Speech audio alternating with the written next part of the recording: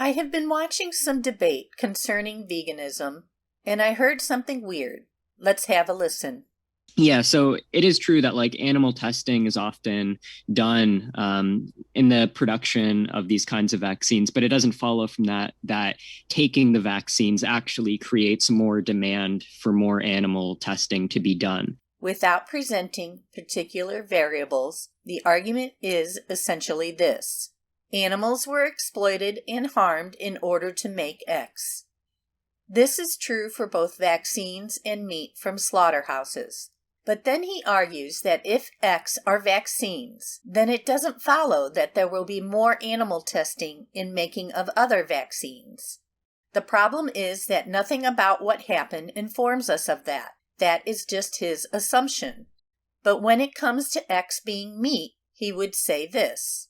So the point I'm just making is that in the case of, say eating animal products, it's absolutely clear that the act of eating an animal product or purchasing an animal product is going to create demand signals, which then leads to more rights violations and more suffering. Whereas I don't think that a parallel claim could be made about taking a vaccine. That really sounds like a double standard.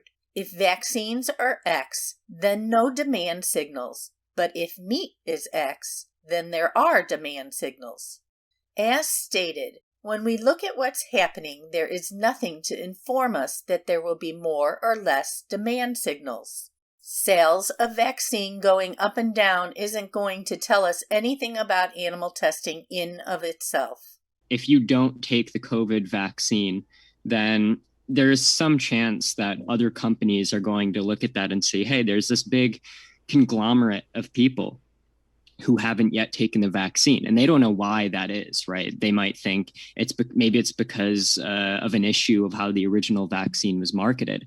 So they might think, okay, well, maybe if we create a different vaccine, market it differently, maybe try and get the endorsement of Trump or something to appeal to conservatives who think that the current vaccine is a Democrat conspiracy or something like that, then maybe we can get these people to take our vaccine and make money from it.